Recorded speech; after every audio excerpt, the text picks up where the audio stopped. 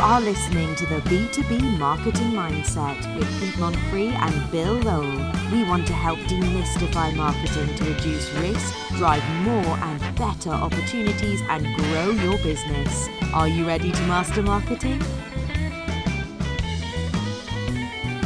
All right, then. It is Thursday, and you know what that means. I'm Pete Monfre, and it's time for the B2B Marketing Mindset. So shall we get into the mindset? This is kind of fun today because we get something a little bit unusual. But first, let me just say, Bill and I are old.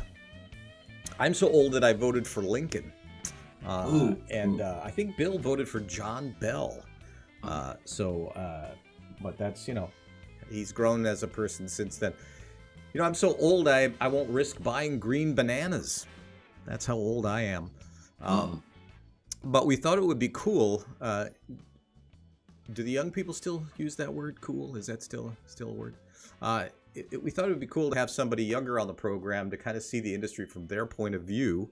And I'm really excited to welcome Julia to the program.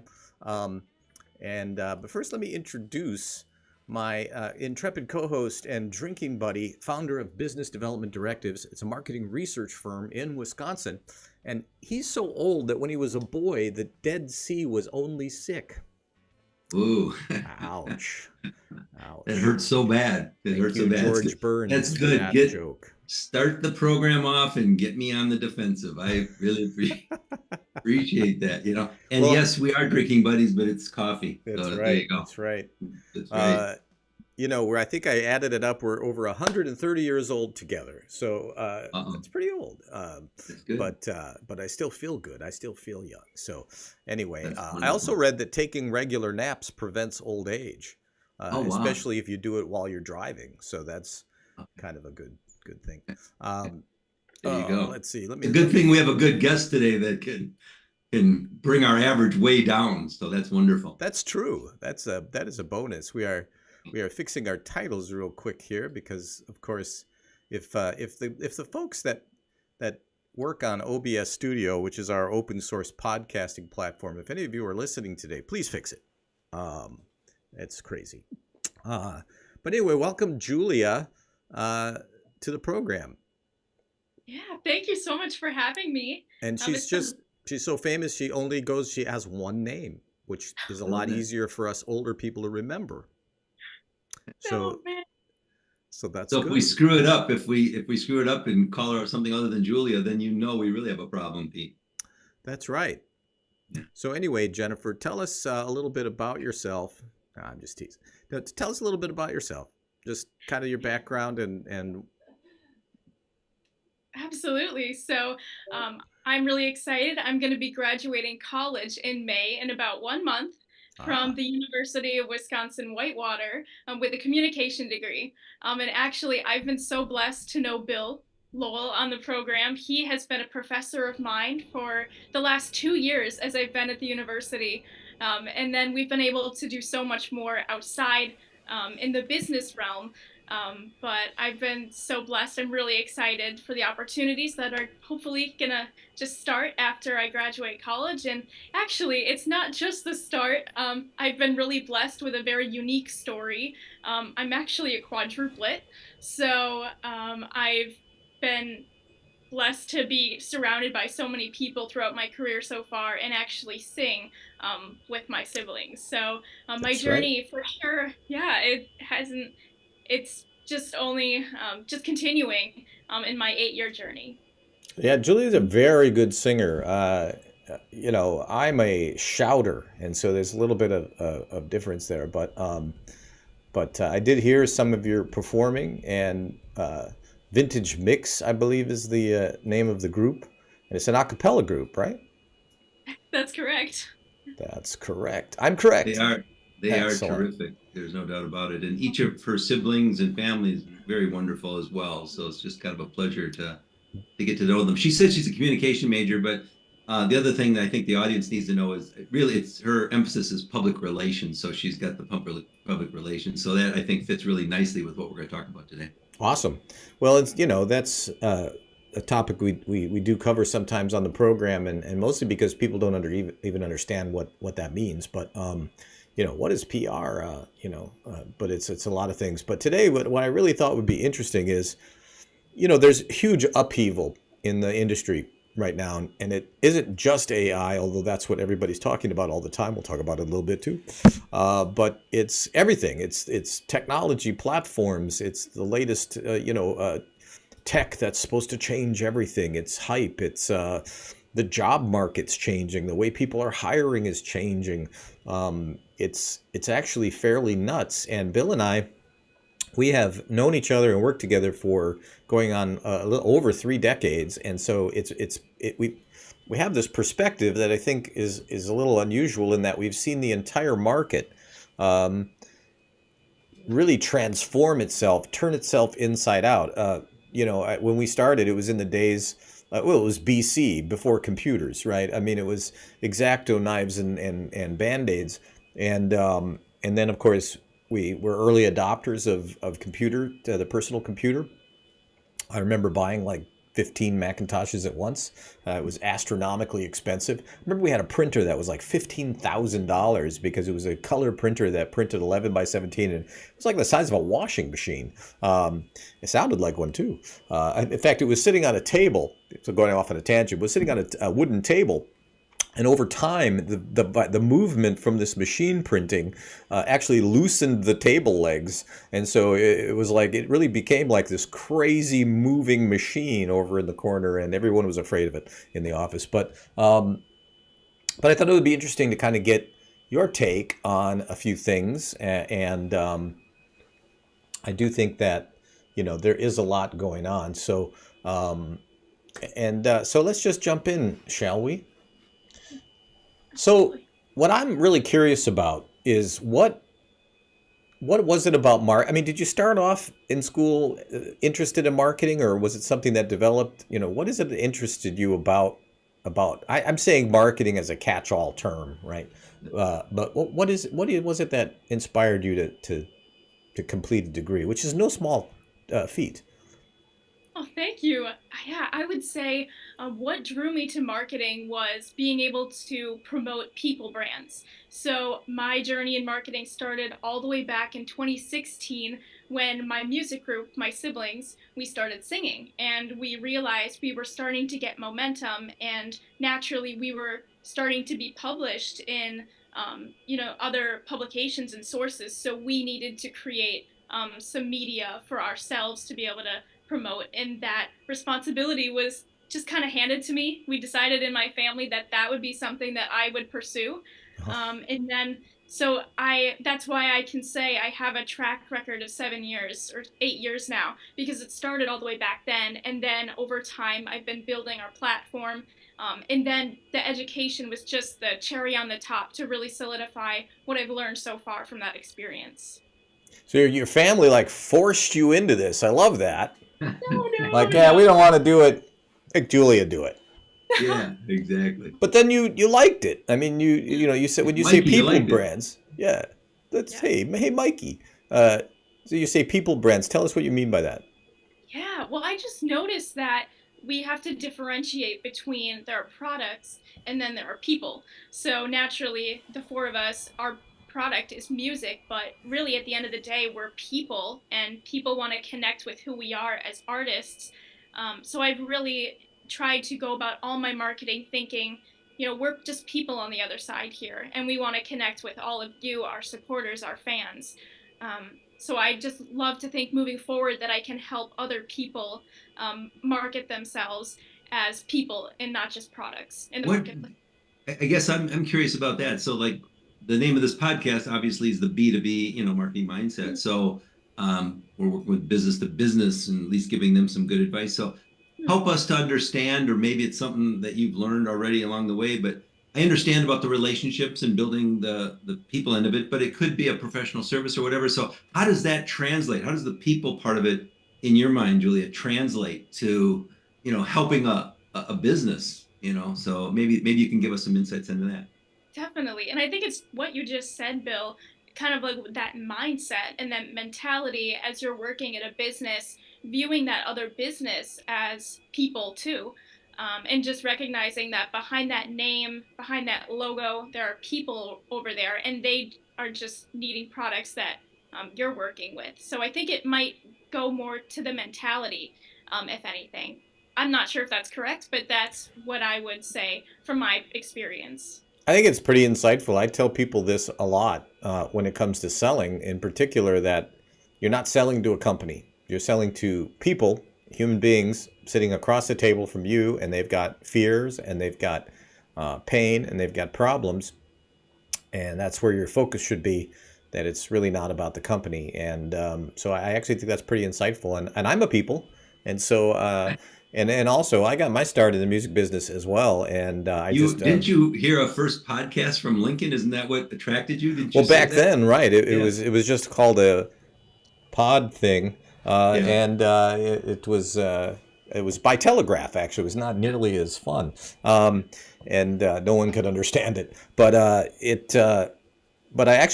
I'm just finishing a book called Everything I Learned About Leadership, I Learned Leading a Band. And a huge part of it for me was, I mean, that was really where I got my first taste of marketing, was promoting the band. And it was really out of necessity. I had to eat. And so, I don't know if Bill remembers, but it worked. We had a fairly big following in the Midwest, and I put myself through college doing that. At one point I was teaching 50 kids a week, and I have continued to perform now for 44 years. Although recently retired, but probably not for long. But excuse me. I think it's interesting. I mean, I don't, and Bill was Bill's a Whitewater, University of Wisconsin at Whitewater professor. And still does some teaching there, if I understand correctly. And you were in his class? That's correct. Or yeah, classes? Yeah, I've had him for a lot of classes here at the university. I'm sorry. Very sorry to hear that. And then you also worked for Bill, I think. Yes. Am I getting that right? So, yeah, for about a year and a half. I started as an executive marketing intern. He took me on over the summer. And then now I'm currently doing an internship as a strategic business planning and communication intern. Ah, awesome. Who are you doing the internship with? With Bill. Oh, with Bill. Okay. I'm sorry. With our company business development director. My senility was kicking in there. Hey, it's okay. No, She's doing a great job. So trying to help us individually with our personal brand. So maybe it will filter over into this podcast, Pete. Let's only hope, Absolutely. In fact, this is a lot about thought leadership. I mean, this podcast itself is a strategy, and it's become a very powerful strategy for us. And we are syndicated, which, by the way, you can find our podcast on every major podcasting platform and some minor ones. Really, everywhere fine podcasts are consumed. And so you can subscribe to it wherever you like, whatever turns you on. And we'll have more on that later. But so one thing I'm really interested in is, young people. And look, I'm not being patronizing. I mean young in a very literal way. I mean, I'm not saying that you're a child or anything. I do like to tease about it, but I think that it's sort of hard to get ourselves in the mindset of a young person kind of going into the industry in this day and age when everything is changing so rapidly. And so, what is your perspective and your peers? I mean, what do you hear? What are people talking about when they think of marketing? Because I also know a lot of people in the younger age group really are very, very cynical about marketing and advertising. Yeah, definitely. I would say from, representing my generation, we're really kind of burdened by all of the fake things that we see out there. And that may be why you say marketing is for young people. It's a struggle when we hear about it. And actually, I've been burdened myself by this. So as an aspiring marketer, it is in my plan and my goal to try and make whatever I promote very authentic and genuine, and kind of thinking through, how do I keep this real so that everyone else or people who see this product and what I'm promoting will see it for what it is. So I would say that for anyone out there, for any business to business people maybe just try and figure out how you can make what you're selling really authentic and genuine. Can you, Good I don't know if you advice. have any examples, Julia, or anything that might be something that maybe if a B2B listener is listening today that, we could give them. I mean, I think we all understand about authentic, but maybe, I don't know if you have a specific example that comes to mind that you're trying to create, or you could give us one from the standpoint that Pete was talking about that might be, like you were talking earlier, confusing, or the ones that are kind of making us a little unsettled. Sure. Well, it can even come down to things like Photoshop. I know that's what my generation has really seen on social media. Um, and I'm not exactly sure how to relate it to business, but I would just say keeping the values very authentic and just authenticity and honesty. Well, I'll throw this out there. I mean, I don't think B2B is really that much different from any, I mean, marketing is marketing, right? Yeah. B2C audience is different, buying patterns different, but all the strategic principles are the same. The process is the same. Why are we B2B? Because you got to specialize somehow, right? I mean, we've worked with B2C brands, we've worked with just everything. But many years ago, we decided that was how we were going to focus. But one of the things I hear a lot is that marketing is lying, advertising is lying, and so the authenticity idea is very, very spot on, I think, because what those people are talking about, what I would call bad marketing and bad advertising, right? If you're lying or inauthentic, maybe you have some short-term success, but probably not in the days of social media. Word's going to get around that maybe you ain't all that, right? Or that it has to, this is, I think, one of the biggest challenges of marketing and advertising is finding that authenticity that's also relevant to the customer, that's also different from the competitors and authentic to your company or your brand, and that you can deliver on that promise. That is tough. It's much easier to make stuff up, but consumers are smart. Business people are smart. They find out fast if you're lying. So I think authenticity is a great piece of advice, and I hope that as young people do enter into the marketplace, that I really hope there's a resurgence Mhm. of authentic marketing and creativity, because I think with artificial intelligence, uh, with all the things that are going on, we're really moving away from authenticity, and we're moving away from the a human element of marketing. And I personally don't think that's going to fly. Uh, I think that there's a ton of hype about AI. I don't know if you've noticed, but every company now is like, AI. We use AI for this. We use AI for that. And I can't remember what brand it was, but they were saying that AI was reviewing everything that went through the company. And I should have done some research on this, but it Yeah. turns out they had like 500 people in India doing it. They weren't using AI at all. So Wow. I actually think that a lot of these companies, and I don't know if you noticed this, but ChatGPT came out, all of a sudden every company is all about their AI, their AI. If you're not IBM, I don't know, I doubt it. I just think there's a lot of BS going on, and I don't know. That's just me, but One of I think I've told you this a few times on the podcast. So it's not just IBM, but I mean, there's the IEEE, which is the International Electrical Engineering Association. I mean, they have a platform for that. They've been studying this for years and doing a lot of development. So I'm throwing a plug for my client. They're the largest association in the world, but they've been doing this. And so, I think you talk about the authentic stuff. I think that they've been working on that for quite some time, and I think they've been doing a good job. But you're right; everybody is kind of jumping on that bandwagon, and it's interesting. So we should ask Julia what she thinks about some of the AI and well, what yeah? she What do thinks you of what that. do you think the role is going to be? Do you see it as young people are coming in? Do you see it as a threat, or do you think it's kind of a net positive going forward? Yeah, well, I think in terms of using artificial intelligence, it's all going to be what is going to be best for the consumer. As people who run the business, we want to do what's best for our consumers. And if we can find a way to allow AI to help us reach our customers and help them, I think that it could be really beneficial. To be honest, I haven't checked too much on artificial intelligence only because I know that, or I don't know, but I assume we still have some time before it will really be integrated into our digital media landscape. So I'm just trying to focus, okay, what can I do right now with my skills as those things are changing? And then when we get there to when they maybe have taken over my job, then I will figure out, so just really being aware of the environment, what's going on, and have we really gotten to that point yet? I do read about people saying that they've been, swung out of their job and been replaced by AI. Now, when you read stuff on the internet, maybe that person was also an alcoholic and didn't show up half of the time. Who knows what the real reason is, right? But we do see a dampening in the marketing industry on the content creation.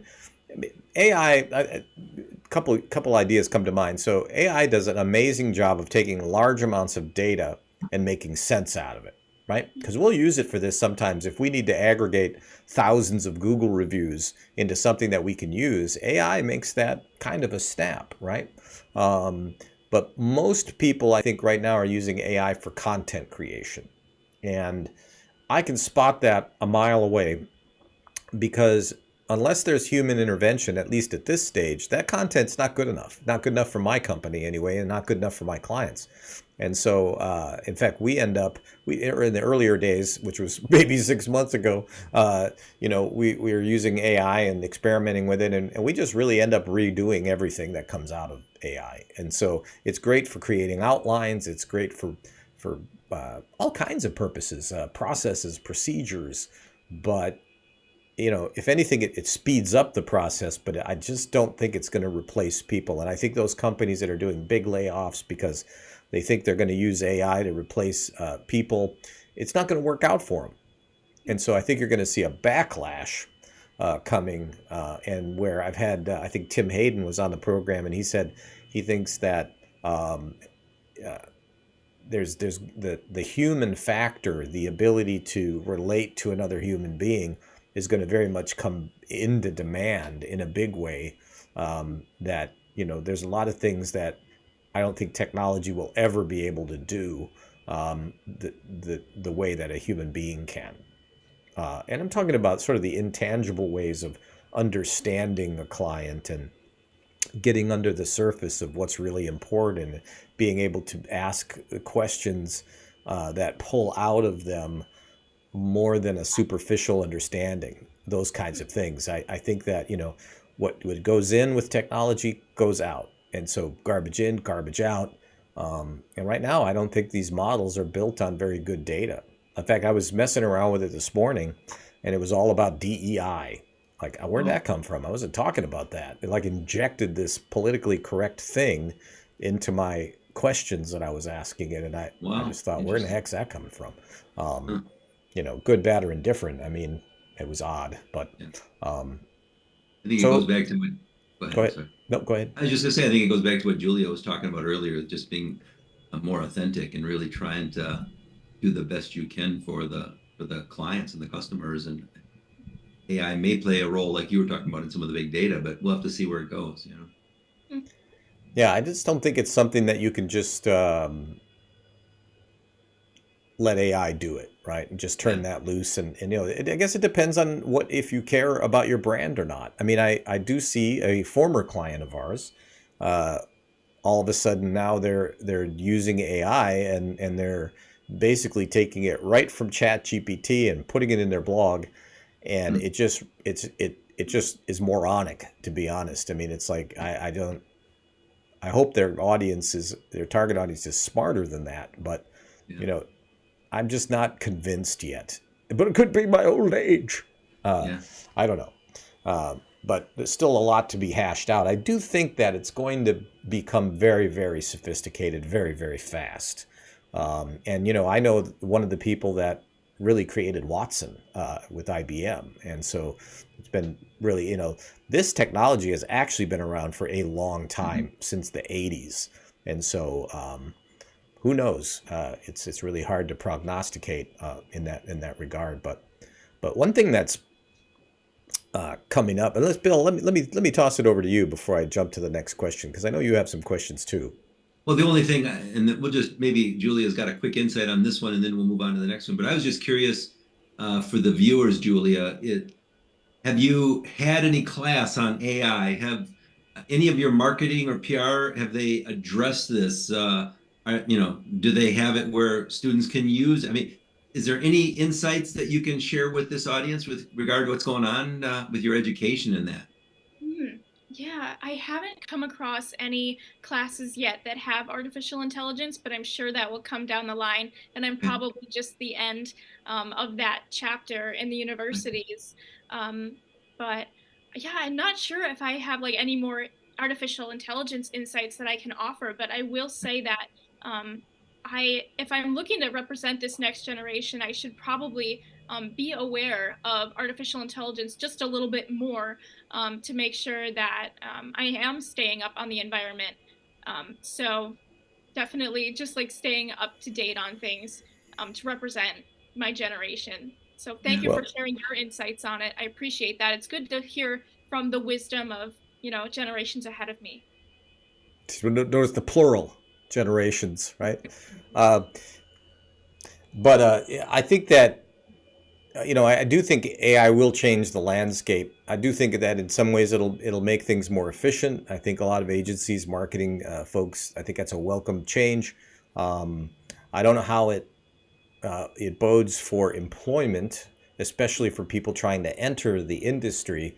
And that's my bigger concern. I have a son who's 23, who also works for our company.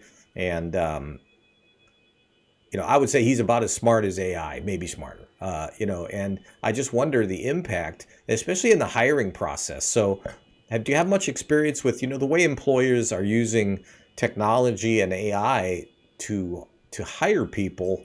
What do you think of the way that, what am I trying to say? The way you're that just trying to find out the hiring process or the whole searching process. How is that going from a technology standpoint? Is that what you're trying to know? Yeah, and I've never applied for a job, and I never have had a job. I've always been self-employed, so I'm like, I'm a little lost. I look at these, I'm helping my son, and I'm like, I don't know what to tell you. But what's your impression of how companies are using technology to essentially depersonalize the hiring experience? Well, this is so fascinating because I just realized I have received all my jobs all through human interaction. It's even now, I have not gone through like a formal hiring process because it's all been just through the connections that I've made with people and my character and authenticity and the way I've talked about myself. That is how I've had the job. It hasn't been through submitting my resume. So I think, if anything, that just shows how important, and maybe where artificial intelligence can't take over, is in terms of the hiring manager sees the person that you are, in the way you present yourself, in the person that you are, in your demeanor, things like that. So I don't know if artificial intelligence can take that over. But how can you do that if AI is screening, all of these applications, and there was a study that found that AI was rejecting the most qualified candidates. Actually, that's happened to me, not rejecting me, but I made a referral to somebody that I thought was so perfect for a position. And that's exactly what happened during the screening process. They were using some of the AI and they ruled her out, and they didn't select her. And it's like, but then Pete, what I found out, it was actually for a training and development job. But what I found out was there were certain words that they didn't have on their resume or in their application, and then their cover letter, that the AI and all the technology was searching out, because later I went to follow up to see what was going on. And that's what I found out. I mean, and I hate to say it, but the whole industry of training development, that's moved on to some new terminology. And it's like AI and some of the other stuff was already behind. And it's like, oh, you missed a great candidate by your ridiculous screening process. I'm sorry to tell it and belabor that story, but it was ridiculous to me, That's why we're here. And of course, I read about people's experience with it, and there's this whole idea that people don't want to work anymore. Listen, when your job listing is asking for 10 years of experience with a technology that's only existed for 3 years, you might have Yes. trouble finding that person, or the requirements of these jobs are insane, and then they want to pay you $18 an hour, right? Mm. You need a master's, and we pay $18 an hour. It's like, I think, I don't know. I like to think that at some point employers are going to have to uh, swing the other way, but I just wonder. And a lot of it is, it puts the candidate in a position of weakness, and maybe that's intentional, right? I mean, it's kind of like I heard about virtual interviews. In other words, make a video answering these 5 questions. And an interview, by its actual definition, is two-way communication, right? So that is a one-way communication. And I've told my son, you run into that, don't even bother applying. I mean, there's a lot of things that, but at the same time, I think that Julia, Enzo, people in this, my nephew, Tyrell, they're going to have to get used to this for at least the foreseeable future. So you can complain about it all you want, but you better get good at it. And I actually think there's ways that you can use AI to optimize your materials to hopefully get through that. But it's a disaster. I feel terrible for young people trying to enter the market. But I still think though that what Julia said is spot on. I mean, I still think it's all about the relation. I think if you meet people and you build those relationships, that's where those referrals are going to come, because then somebody's going to know somebody and then get you in the door or whatever. We all know about that. The hidden job market, 80% of most of the jobs are the hidden job market. It's the ones that are never, broadcast or advertised or whatever. So that's going to come from a relationship. But I mean, I think you need a little bit of a mix of both. But I think that, and if it goes out where that relationship is no longer part of it, or that referral, then I think it's time for us to retire. Well, that time may have already come and gone. Yeah, exactly. But I think you're right. I think it is really about networking, and you still may have to go through that process as a formality. But I do agree that I think when I hear that somebody sent out 1,000 applications and I didn't get any interviews, well, you're doing it wrong, okay? And hopefully my son will listen to this when he's editing tomorrow, and start working on his network. But poor Enzo, I'm always teasing him on the program, and he does a great job, by the way. He does a great job, and so I think I can say this as a company. We're never going to use those systems. We never have, and we always talk to people. In fact, everybody we've ever hired in the 30 years we've been in business, my wife and I, who own the company, we do the interviews, and so none of that nonsense. So anyway, I appreciate that. I understand saying, hey, I don't know, because I don't think anybody knows at this point. It's kind of crazy. But tell us, let's shift gears a little bit. Well, let me do this real quick. Let me plug the program, and we'll come back with a question that's a little bit more about you and what you're looking for. But if you're listening out there in podcast land and you're only hearing us through your ear holes, there's a lot more to the B2B marketing mindset, and you can find it at b2bmarketingmindset.com. We expand on these topics. There are many, many more. Here, let me put this up on the stage, or up on the screen, up on the stage. What am I doing? And show the website here, and there are just many, many topics and episodes and amazing guests and all kinds of things. So you go over to B2B Marketing Mindset. It's a video podcast. It's an audio podcast. It's on all of the platforms. Everywhere. And so, check us out there and subscribe there. You can subscribe on Spotify, but you're really just getting only half of the program. So head over to b2bmarketingmindset.com, subscribe there. We've got marketing courses coming up to try to help you become more strategic within your company, so your boss will see you as more strategic, open up that ladder a little bit for you. So on that note, tell us a little bit about, what kinds of opportunities are you seeking? What kind of company? Are you thinking agency, client side, something else? Tell us about that. Absolutely. I would say right now I'm looking to pursue work at an agency, particularly in sports. For the past last year and a half, I've really been drawn to athletes positioned to be able to make a difference in the lives of fans, and particularly soccer right now with the 2026 World Cup coming up. The United States will be hosting the World Cup along with Mexico and Canada, and I would really like to apply my talents to the soccer realm, and whatever that looks like. And I've been so blessed to be able to talk to some really amazing people overseas in the Premier League. If you're familiar with, the terminology in sports, and just on Tuesday, I was blessed to talk to someone at Puma. So these connections through networking, it's just been such an honor to be able to talk to some of these people, and hopefully I look forward to making an impact and helping athletes in the future leading up to 2026. Wow, great answer. I was just laughing because you said if you know anything about sports, and I'm thinking, nope, nothing. I am such a poor excuse for a man. I know nothing about sports. I don't watch sports. Well, here's what I know about soccer. My sum total of knowledge. That's it. That's all I know. Let's see how the AI transcribes that.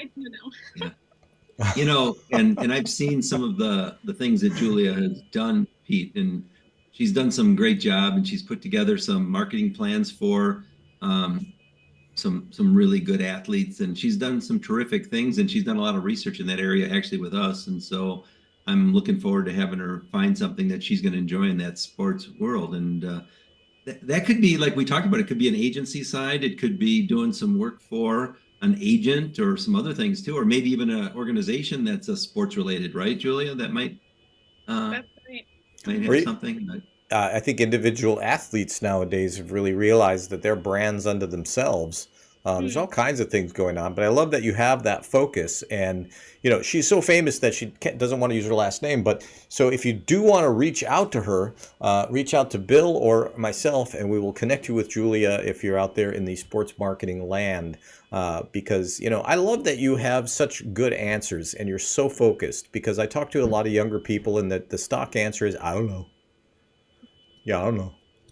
Like, yeah, well, it's not going to get you too far.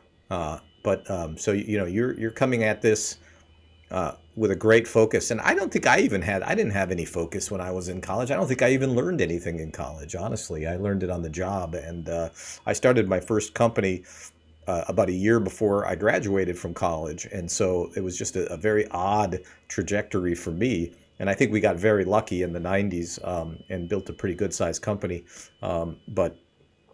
I do still encourage people that you have. I mean, well, let me ask you this: what do you think? College is a necessity or boondoggle? That's a good question, particularly because Bill can hold his ears like this. No. I would say a college education has been so pivotal in what I've been doing, and I will say that if a college student can get as much direction as possible when they're a freshman and use that vision throughout their entire education, they will be really successful. That is exactly what I've done. I have had vision for every little assignment that I've done, even if it's been an essay, if it's been a little, just presentation. I have made it so strategic to what I'm doing that I'm building my portfolio over 4 years. So I just already seem that much more competent for what I'm looking to do. And so I would say if anyone can just get as much direction as possible and use their education and the assignments for their advantage if they can, and to network and say, hey, I've been working on this assignment, to anyone who works at that company, who is doing the assignment. So I would say just try and use your education as much as possible. Bill, why don't you chime in on this? No, I think that is great. And actually, I've had Julia and actually her sister, one of her sisters, in my class, and they've been very good and very strategic. And I think that that's really true, because I'm thinking of one from the persuasion class where she led a class lecture on a topic for persuasion.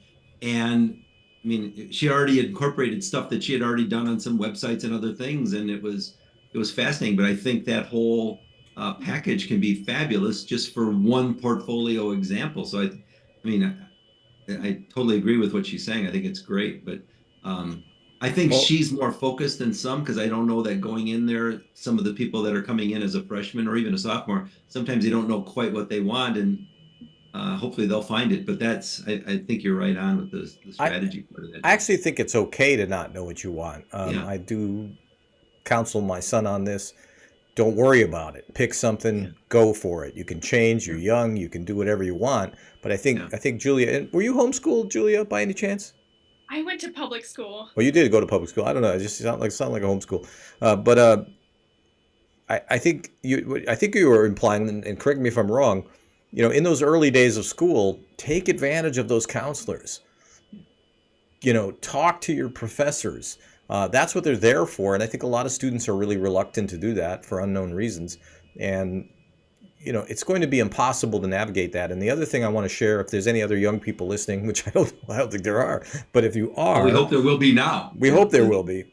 Um, you know, college is what you make of it, right? It is up to you to extract the value, all right? And I think that's a huge change from high school for most people, where it's like, hey, kid, you're on your own. And I think it's really hard for people. And so, but I think you are remarkably focused, and hopefully we can help you get where you're going. But any other advice that you have for new students that are trying to decide on a field? I mean, my advice is pick something and go for it. I don't know if that's good advice or not, but any advice If that I you can share? if I could offer one more piece of advice, I would just say know that whatever you do can be transferable to anything that you decide to do. And that is what I learned from Bill. Before I had Bill in my classes, I had my vintage mix experience, you know, with my music group.